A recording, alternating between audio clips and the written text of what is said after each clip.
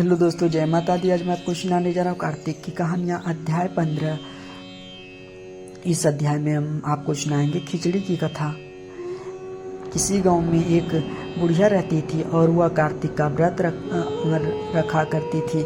उसके व्रत खोलने के समय कृष्ण भगवान आते और एक कटोरा खिचड़ी रखकर चले जाते। बुढ़िया के पड़ोस में एक औरत रहती थी। वह हर रोज यह देखकर ईर्ष्या करती थी कि इसका कोई नहीं है, फिर भी इसे खाने के लिए खिचड़ी मिल जाती है। एक दिन कार्तिक महीने का स्नान करने बुढ़िया गंगा गए। पीछे से कृष्ण भगवान उसका खिचड़ी का कटोरा रख गए। पड़ोसन ने जब खिचड़ी का कटोरा देखा कि बुढ़िया नहीं है, तब वह कटोरा उठाकर घर के पिछवाड़े में फेंक आई।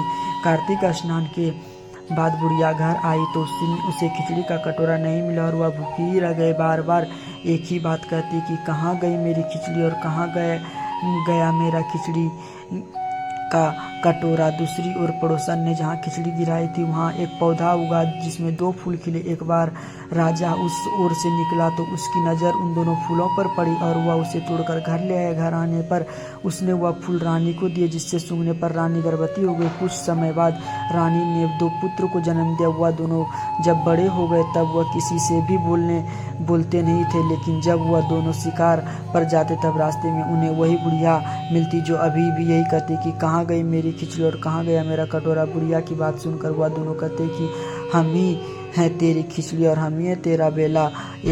हर बार जब भी वह शिकार पर जाते तो बुढ़िया यही कहती है और वह दोनों वही उत्तर देते।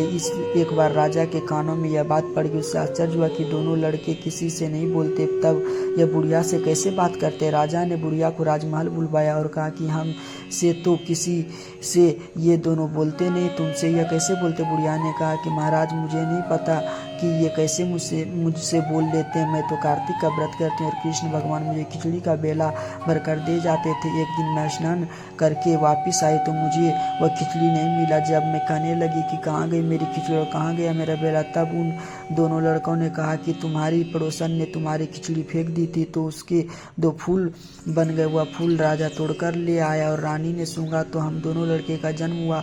हमें भगवान ने ही तुम्हारे लिए भेजा है। रानी सारी बात सुनकर राजा ने बुढ़िया को महल में ही रहने को कहा। हे कार्तिक महाराज, जैसे आपने बुढ़िया की बात सुनी वैसे ही आपका व्रत करने वाले की भी सुनना, सबकी मनोकामना पूर्ण करना। इस प्रकार